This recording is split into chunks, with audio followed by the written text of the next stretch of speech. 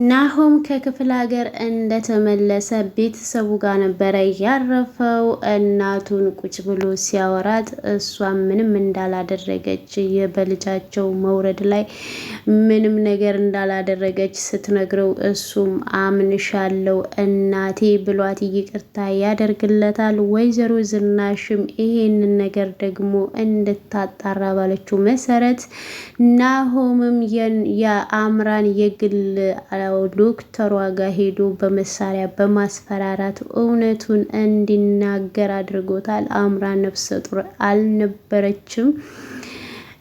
ናሆምም ይሄንን ሲሰማ በጣም ነው የደነገጠው። ወይዘሮ ዝናሽም ሀሳቧን ቀይራ ለአምራ ምንም ነገር እንደማልሰጥሽ እርግጠኛ ሁኝ ብላት ነው እንግዲህ የተመለሰችው አምራንን አግኝታት። ሰላም ጤና ይስጥልኝ ውድ የተከበራችሁ የቻናሌ ቤተሰቦች፣ ይሄንን ቪዲዮ የምትመለከቱ በቅንነት ላይክ፣ ሰብስክራይብ፣ ሼር እያደረጋችሁ ቤተሰብ ሁኑ። ኑሐሚን ድራማን ቀጣዩን ክፍል ይዤላችሁ መጥቻለሁ። ወይዘሮ ዝናሽና አቶ ላይኩን አብረው ተቀምጠው ወይዘሮ ዝናሽ ናሆም እየመጣው ነው ብሎ ደውሎልኛል ብላ ስትለው አቶ ላይኩንም እንደኔ ባይመጣ ይሻለኛል ብሎ ሲላትም ወይዘሮ ዝናሽም ምነው አንተ ሰውዬ እኔን ለማሳበድ ነው ወይ ቆርጠክ የተነሳከው ስትለው ምነው እውነታውን እንዳያውቅ ፈራሽ ወይ ብሎ ሲላትም መቼም ምንም ብትለው እሱ እናትሽ አይደለሽም እንደማይለኝ እርግጠኛ ነኝ። አንተም ታውቃለህ እንዴት አድርጌ እንዳሳደግኩት ስትል እኔም እኮ እንዳባት አሳድጌዋለሁ። እኔ ግን እንዳንቺ አንድ ቀንም ተንኮል አስቤበትም አላቅም ሲላት አቶ ለይኩን ወይዘሮ ዝናሽም እኔ መቼ ነው በሱ ላይ ደግሞ ተንኮል እያሰብኩት ብላ ስትለው ትዝ ይልሻሉ ለአንቺና ለኤሚ የአክሲዮን ድርሻ ይሰጠው ስልሽ አይሆንም ያልሽኝ ሲላት ወይዘሮ ዝናሽም ያን ጊዜ እኮ እኔ እምቢ ያልኩት አጥፊ ሱሰኛ ስለሆነ ነው እንጂ ለሱ ምቀኛ ሆኜ አይደለም። ተስተካከለ በኋላም እንኳን ይሰጠው ስልሽ አንቺ ግን አይሆንም ብለሽ ከልክለሽ ነበረ ይላታል። እንግዲህ ለወይዘሮ ዝናሽ አቶ ለይኩን ወይዘሮ ዝናሽም ሰለዳግም ረሳከወይ ስትል እሱም ደግሞ ጉዳዩ ሰለዳግም አይደለም አኛ ወሬ አታረሳሽ ሀሳብ አታስቀይሪ ብሎ ሲላትም እና የዛን ልጅ የሚስኪን ልጅ እንዲህ በቀላሉ ረሳከው ማለት ነው ወይ ብላ ስትጠይቀው አቶ ለይኩንም አዎ ረስቸዋለሁ በዚህ ነገር ላይ ተስፋ ቆርጫለሁ ሲላት እንግዲህ አቶ ለይኩን ወይዘሮ ዝናሽም እውነት አቶ ለይኩን አንተ እጅህን ለፖሊስ እንድትሰጥ አደርግ ካለው ወይ ስትለው እሱን አንቺ ሳትሆኚ ህሊናዬ ነው እንጂ ማንም አያዘኝም በዚህ ላይ ይላታል። ነሳሹ እንዴ የኔና አንቺ ነገር አብቅቶለታል ሲላት እንግዲህ ወይዘሮ ዝናሽም በኔ በኩል ግን አላበቃ ምናልባት ደግሞ አሁን የምነግርክ ሊያስደነግጥህም ሊያስገርምክም ይችላል።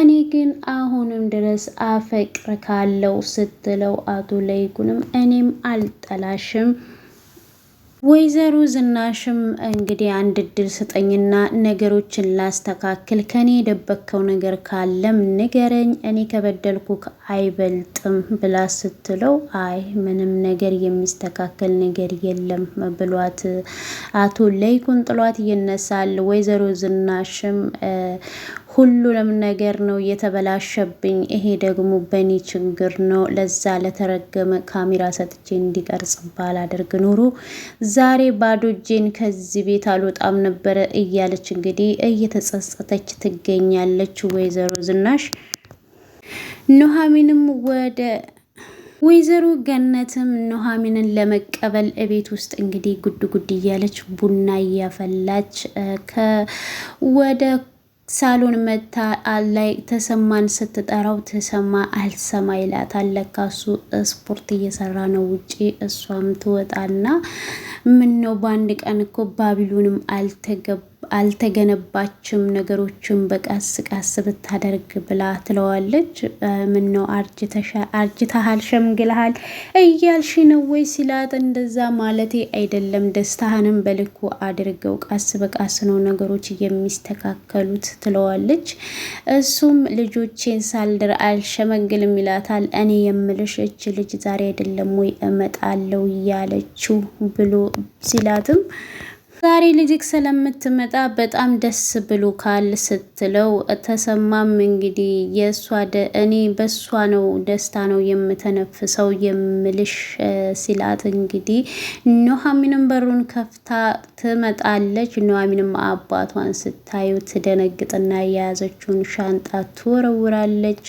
ከላይ እስከታች ስታዩ ማየመን አቃታት። አባቷ ቆሞ ስታዩ በጣም ደስ አላት። ተቃቅፎ ሶስቱም ተላቀሱ። ገነትም እንግዲህ እንደ ቀድሞ እንደ እናት ሆናለች። ከቀድሞም ተለይታ ልቧ ሁሉም በቃ ለኑሐሚን ልክ እንደ እናት ሆናለታለች። በጣም ደስ ይላል። እንግዲህ ተሰማም በዚህ በጣም ደስተኛ ነው። ኑሐሚንም ደግሞ እንደ እናት ተቀብላታለች። በጣም ነው ደስ የሚለው። ናሆምም እቤት እንደገባ ተኝታ ነበርና ይቀሰቅሳታል። እሷም እሱን ስታየው በጣም ደስ ይላትና ቅፍ አድርገው ትስመዋለች። ወንድሜ በጣም የምወድቅ ወንድሜ እንኳን መጣልኝ እያለች ትስመዋለች። እሱም የኔ ትንሿ መልአክ እህቴ ሲላት፣ እሷ ደግሞ ምን ነው መልአክ የምመስለው ስትለው፣ አንቺ እኮ ቆንጆ ልዕልት እህቴ ነሽ ይላታል። በዚህ መካከል እንግዲህ አቶ ለይኩን ድምጽ ሰምቶ ይመጣል። ምንድን ነው የምሰማው ጩኸት ብሎ ሲከፍት በሩን ናሆም ነው። ናሆም ደግሞ አባቱን ሲያዩ በጣም ይደነግጣል። ምን ሆነክ ነው አባዬ እንደዚህ ጥውልቅልቅ ያልከው ብሎ አቶ ለይኩንም ናስኪ ልጄ ሳመኝ እቀፈኝ ይለውና እቅፍ ያደርገዋል። ና ቁጭ ብለን እናውራ ብሎት ቁጭ እንዳሉ ወይዘሮ ዝናሽም ትመጣለች። ልጄ እናትክስ አልናፈቀችክም ወይ ብላ ትለዋለች። እሱም ይነሳና እናቴ በጣም ናፍቀሽኛል ብሎ ይጠመጠመባትና ሰላም ይላታል። ሰላም እንዳላት ቁጭ ሊሉ ስል እጇን የታሸገችውን ያየዋል። ምን ሆነሽ ነው? ምን ተፈጥሮ ነው እናቴ ብሎ ሲጠይቃት፣ አይ ትንሽ ነገር ነው ኪችን ስሰራራ ትንሽ የሆነ ነገር ቆርጦኝ ነው ቀላል ነገር ነው ይላታል። እሱ ግን በፍጹም ይሄ አሁን ሆስፒታል መሄድ አለብን ሲላት፣ ከሆስፒታል ነው ሄጄ የመጣሁት ምንም የሚያሳስብ ነገር የለውም። ይሄ ቀን እኔ በጣም ስናፍቀው ስጠብቅ የነበረ ነው። ልክ እንደ አመት እንደተለየከኝ ነው ያሰብኩት ትለዋለች። እንግዲህ እሷ እንደዚህ ስትል አቶ ለይኩን ደግሞ ራሱን እየነቀነቀ መሬት ያያል። ኑሐሚንም ከቤተሰቦቿ ጋር ምግብ እየተመገቡ እያለ ኑሐሚንም ኤዶም የምትባለዋ ልጅ ግን እዚህ ቤት እግሯ አርፎ አይቀመጥም አይደለም ወይ ብላ ስትልም፣ ገነትም የእሷን ነገር ተይኝ እስኪ አሁን ከመንገድ የመጣሽው አረፍ ብለሽ ያለውን ነገር እንጨዋወታለን ትላለች። አባቷም ደግሞ ተያት አሁን ደክሟታል ሲላት፣ ማለት ሰላም አይደለም ወይ ችግር አለ ወይ ብላ ትለዋለች። እሱም ኧረ ምንም ችግር የለውም ይሏታል። ካዲያ ፊትሽ ላይ እኮ ጥሩ ስሜት አይታይም ሲላት፣ አባቷም የአቶ ለይኩን ነገር እንዳሳሰባት ትነግረዋለች። እሱም በጣም እኮ ነው የሚያሳዝነው፣ አሁን ላይ ከቤትም አይወጣም በር ዘግቶ ብቻውን ነው የሚቀመጠው አሉ ብሎ ይላታል አባቷ። በጣም ነው እኮ የሚያሳዝነው። እዛም ናሆምን በጣም እየተጨነቀ ነበረ ብላ ትላቸዋለች ኑሐሚን። እውነት የአምራን ልጅ ብቻ ስለወረደ ነው ወይስ ሌላ ችግረኛ የማናቀው አለ ብላ ስትጠይቅ፣ የኑሐሚንም አባትም እንግዲህ የልጇን ልጅ እኮ ነው ያስወረደችው ብሎ ይመልስላታል። እኔ ግን እርግጠኛ ነኝ ወይዘሮ ዝናሽ ይሄን ነገር አታደርግም፣ የጊዜው ጉዳይ ነው እንጂ እውነቱ ይወጣል ትላለች። ምን እያልሽ ነው? ከዚህ በፊትም እኮ በአንቺ ላይ ሙከራ አድርጋለች ሲሏትም፣ አይ ትክክል አይደለም ብላ ትከራከራለች። እንግዲህ ኑሐሚን ናሆምም አባቱ የተቀመጠበት ቦታ ይሄድና መቀስ ይዟል። አባቱም ሲያዩ ደግሞ ምንድን ይሄ መቀስ የያዝከው ሲለው አባቴን ልፈልገው ነው የመጣሁት። ፊቱ ላይ ያለውን ጭገር ከላዩ ላይ ቆርጬ ወደ ቀድሞ ቦታ ደስታውን ልመልሰው እፈልጋለሁ ይለዋል። እሱም ናሆም እያለው 10 ጊዜ ይጠራዋል። ቶሎ ይኮንም ብቆረጥም እንኳን ፀጉር ቤት ሄጄ እስተካከላለሁ እንጂ አንተማ አትጫወትብኝም ሲለው ናሆምም ያኔ በልጅነቴ ትዝ ይልካል አይደለ ፀጉሬን እንዴት እንደቆረጥከው ብሎ ሲለው አቶ ለይኩንም ይስቅና ያኔ እኔ የማስታውሰው እየተንጨባረርክ ስታስቸግረኝን ፀጉርክን መላጨቴን ነው የማስታውሰው ይለዋል። ናሆምም ያኔ ለመላጨት ብቻ ሳይሆን ገማብጠህ አይደለም እየለቀቀኝ ሲለው አቶ ለይኩንም እና እስካሁንም ቂም ይዘክብኝ ነበረ ወይ ያለከው ሲለው አይ እኔ አሁን የማስታውሰው አንተ ለእኔ ምን ያህል ዋጋ እንደምትከፍል እንደምትለፋህ ነው እየገባኝ ይለዋል። ናሆም እንደዚህ ለአባቱ ሲለው አሁን ግን ደርሼልካለሁ አባቴ ይለዋል። እኔ የሰማሁት ፂምህ አድጎ በጣም ተጎሳቁለክ ነው የሰማሁት፣ ግን እንደዛ ባይክ ኖሮ በጣም ነበረ የማዝነው አባቴ ሲለው እኔ የምልክ አባቴ በአምራን ጉዳይ ነው ወይ እንደዚህ ያዘንከው ይለዋል። አሁን እሱን ተውና ፕሮጀክቱ እንዴት ነበር ሲለው አይ ስለ ፕሮጀክቱ በኋላ እናወራበታለን ይለውና አባቱ ምንም ነገር ማውራት አልፈለግም። ምክንያቱም ምን የተደበቀ ነገር አለ ከዛ ውጭ ሲለውም እሱ ወደ ሌላ ነገር ነው ያስቀየረው እና አሁን ግን እውነታውን መስማት ይፈልጋል የተፈጠረውን ነገር። ናሆምም እዚህ ጋር ጥፋተኛ ነኝ አምራንን ማምጣቴ ሲለው አንተ ጥፋተኛ አይደለክም ይለዋል። አቶ ለይኩንም የሆነ ነገር ልነግርህ እፈልጋለሁ ልጄ፣ ይሄ ነገር በጣም እንደሚጎዳክ አውቃለሁ ይለዋል። ንገረኝ ሲለው ግን መናገር ፈልጎ ልጁ ስለሚጎዳበት ላለመናገር ዝም ይላል አቶ ለይኩን። እናቷን ይቅር የማይባል በደል ነው ያደረግሽበት ልጅሽ ስላልሆነ ነው ወይ ብላ ስትላት ናሆም ልጄ ነው ግን አባትሽ ሙሉ ንብረቱን ለሱ ሊሰጠው አሁንም ወስኗል፣ ለሱ ማድላቱን ቅር ብሎኛል ብላ ትላታለች። ኤሚም የቤተሰቡ ህልውና ሳያሳስብሽ ዛሬም ስለ ንብረት ነው ወይ የምታወሪው ብላ ስትላት ወይዘሮ ዝናሽም ዳግምም እኮ ልጄ ነው ብላ ትላታለች። እና ዛሬም ለናሆም ልጃችን አይደለክም ብላችሁ ልትነግሩት ነው ወይ? ኤሚም እንግዲህ ልጁ ልብሱን አጥሎ እንዲያብድላችሁ ነው የምትፈልጉት ማለት ነው ትላታለች ለእናቷ። አምራንና ናሆምም ይገናኛሉ። አብረው ከተገናኙ በኋላ አምራንም ስታየው መቼም እዛ መጥቼ ስላላየሁክ አኩርፈክ ይሆናል እዚህ የቀጠርከኝ ስትለው እሱም አይደለም ይላታል። በጣም ብዙ ለውጥ እያየሁብክ ነው ትለዋለች። ገና ምን አየሽ በትዳራችን ብዙ የሚቀየሩ ነገሮች አሉ ይላትና ኮት ውስጥ ከደበቀው አበባ አንድ ቀይ አበባ እያነሳና ይሰጣታል። ይቺ ብቻ ናት እንዴት ታዲያ ስጦታ ስትለው እኔ የማውቀው የስጦታ ትንሽ የለውም ሲባል ነው ይላታል። አምራንም ስቀልድክ ነው ትለዋለች። ናሆምም በዛ ጊዜ በችግርሽ ጊዜ ከጎንሽ ያለ መሆኔን በጣም ይቅርታ ይላታል። ልጃችንን ገንዘብ የማይተካው ቢሆንም ግን ልጃችንን ላሳጣችንን ለወይዘሮ ዝናሽ ዋጋ አስከፍላታለሁ ሲላት እሷም እንግዲህ በልቧ አምራን ዛሬ እቅድሽ እግር አውጥቶ እየሄደ ነው ብላ ትላለች። ናሆምም ምን እያሰብሽ ነው ሲላት ያሳለፍኩትን መከራ ትለዋለች። እንግዲህ ምን ትላለች በውስጧ እንደዚህ በቀላሉ መረቤ ውስጥ መግባትክ ገርሞኛል አንተ ሞኝ ስትል እሱ ደግሞ በራስሽ ተንኮል እንግዲህ ተብትቤ ባልጥልሽ ታያለሽ ይላታል። እናም እሷ ደስተኛ ትመስላለች እዛ ጋር እሱም ደስተኛ ሆኖ ነው የቀረባት። እንግዲህ ናሆም በጣም በጣም ነው የገረመኝ። ምክንያቱም እሷ የሄደችበትን ተንኮል እሱም ነው የሄደበት። አምራንም አሁን የተከራየንበት ቤት አብረን እንሄዳለን አብረን እንኖራለን ስትለው አይ በፍጹም እንደዛ አይሆንም ይላታል። ታዲያ ለምንድን ነው እንደዛ ካልሆነ ይሄ ሁሉ ሽር ጉድ ብላ ስትጠይቀው ናሆምም የልጄን ጠላት አፍንጫዋ ስር ሆኜ ነው የምበቀላት፣ ጠላትን እንደ ራስ ወደድ አይደለ የሚባለው ሲላት፣ አምራንም ይሄ እቅድ ከምንም በላይ ያስጠጣል ብላ እንግዲህ መጠጡን ትጠጣለች። ናሆምም አንድ አዲስ ነገር አለ ሲላት፣ ዛሬ በአዳዲስ ነገር ልታፈነዳኝ ነው ወይ ትለዋለች።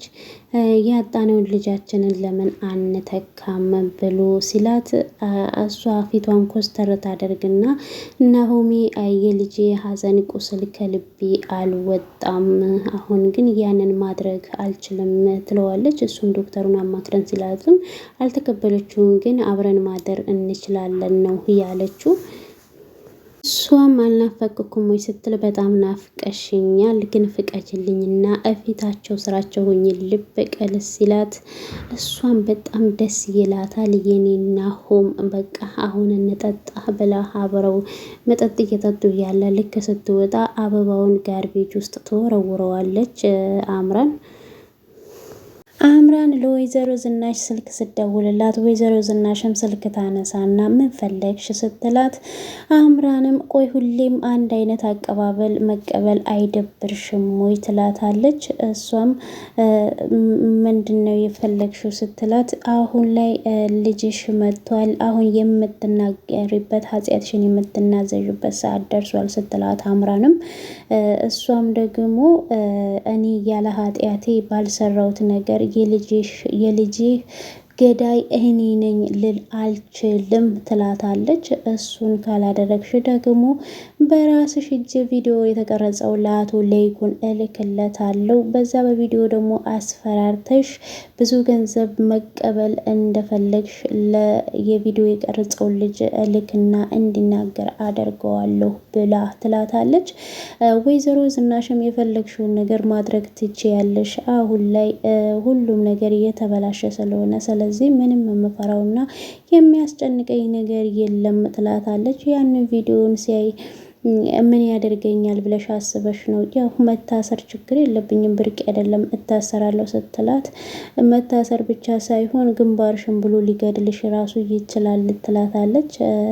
አሁን ላይ እሱ ሊፈታኝ ስለሆነ ምንም አላስብም አልጨነቅም። አቶ ለይኩን ደግሞ ተስፋ ቆርጧል፣ ይሄን የሚያደርግበት ነገር የለውም ብላ ስትላትም እንግዲህ አምራንም ይሄ ብቻ ነገር ሳይሆንማ የሆነ እየተማመሽበት ሌላ ነገርም አለ ትላታለች። ኡኑ በዚህ ላይ ተስፋ እንዳታደርግ እኔም ተስፋ ቆርጭ ነው ትላትና እጆሮዋ ላይ ስልክ ትዘጋባታለች። አምራንም የሆነ ነገርማ ያሰበችው ነገር አለች ሴትዮን ለማወጣጣት። ችግር የለውም ልጅሽ እንግዲህ የራስሽ ጠላት ሆኖ እየመጣልሽ ነው ትልና መኪናዋን አንቀሳቅሳ ትሄዳለች። ገነትም እንግዲህ ኑሐሚንን ቆይታሽ ያማረ ይሆናል ብያለው፣ በዚህ ልክ ደስተኛ የሆንሽበትን ነገር ንገሪኝ እስኪ እንዴት ነው ብላ እንግዲህ ልታወጣጣት ትፈልጋለች። ኑሐሚንም ደግሞ ምን ለማወቅ ፈልግሽ ነው? ምን ልታወጣጭኝ ነው ትላታለች። ገነትም እንግዲህ ልጁ ይገባዋል ትላታለች። እንዴ አልገባኝም ስትላት፣ እኛም እኮ አንድ ሰሞን እንደዚህ አድርጎን ነበረ ትላታለች። ኑሐሚንም እንግዲህ መናገር አልፈለገችም፣ ግን ዳርዳሩን እየነገረቻት ነበረ። አቶ ለይኩንም እንግዲህ ዳግምንና ኤሚን አደራ ላንተ ሰጥቻለሁ፣ መቼም ሁለቱን ላንተ እንደማትጨክንባቸው እርግጠኛ ነኝ ይለዋል። ናሆምም ቆይ በዚህ ልክ እንዴት ነው ለዚህ ልጅ የምትጨነቀው አልገባኝም ይለዋል። እሱ ግን አይ እንዲሁ ዝም ብዬ ነው፣ ምክንያቱም እሱ ምስኪን ነው፣ አሁንም እኮ ይሄኔ አባቱን እየፈለገ ይሆናል ብሎ ይለዋል። ማለት ሲለው ወይ አባቱ እኮ ድፍት ብሎ የሆነ ሰው ደፍቶት ሊሆን ይችላል ይለዋል። እና ሁሉንም ነገር ደግሞ ማጣራት ሲፈልግም ያው ፍቺ ወረቀት ብቻ እንዲፋቱ ብቻ እንደፈለገ ሌላ ችግር ያለውን ደግሞ ስላልተናገሩ ምንም ሊገባው አልቻለም። ምክንያቱም ግራ እየተጋባ ነው ያለው ናሆም። ኤሚ ደግሞ በጣም እያለቀሰች ነው። አሁን ላይ ከቤትም ብዙም አትወጣም። የእናትና የአባቷ የመለያየት ነገር በጣም አሳስቧታል።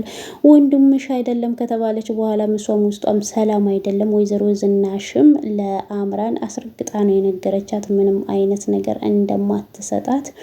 እሷም እንግዲህ ምንም መፈናፈኛ የላትም አሁን ላይ። ምክንያቱም እዚህ ጋር ወደኋላ እንዳታስብ የሆነ ነገር አለ ብላ እንዳታስብም ናሆምን በፍቅር ነው የቀረባት አምራን። ምክንያቱም እሷ የምታደርገውን ነገር ከኋላ ሆኖ ማጣራት ስለፈለገ ነው። ደግሞም የተባለው ነገር ያለችው እውነት ሳይሆን ሐሰት ሆኖ ነው የተገኘው። ሳታረግስ አርግዣለሁ ብላ መጨረሻ ላይም እንግዲህ ናሆም ዶክተሩን ይዞት እንዳወጣጣው ዶክተሩም እንደተናገረ እሷ እንዳላረገዘች እና ገንዘብ ከፍለው እንደተናገረ ያን ነገር እንዳደረገ ተናግሯል። ድራማው እንግዲህ እዚህ ላይ ነው ያበቃው።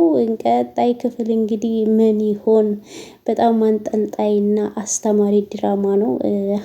እውነት አንድ ቀን ትወጣለች። እንግዲህ አምራን የፎከረችበት የጎመጀችበት ነገር በሞላ ሁሉም ነገር አልተስተካከለላትም። ወይዘሮ ዝናሽም ይሄ ነገር ውሸት ከሆነ ለነፍስሽ ስጊ፣ ጊዜሽ ቦታሽን በጊዜሽ አስተካኪ ብላት እንግዲህ ፍንጭ ሰታት ነበረ ለአምራን። አምራንም ደግሞ እየቀለደችባት ነበር። የአቶ ለይኩን እህትም እንግዲህ ከጀርመን እየመጣች ነው። ይሄንን ቤት አንድ ታደርገዋለች ወይስ ይፈርሳል? አቶ ተሰማም እንግዲህ አሁን ስለመጣ የአቶ ተሰማም ቤት እየታደገ አቶ ለይኩን እንግዲህ አቶ ተሰማስ የዚህም ቤት ህይወት ይታደጋል? እስኪ ሀሳብ አስተያየታችሁን በኮመንት ላይ አስቀምጡልኝ።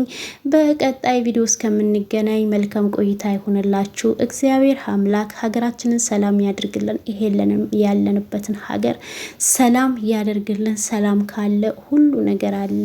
ቸር ቆዩልኝ። አመሰግናለሁ ስለምትከታተሉኝ።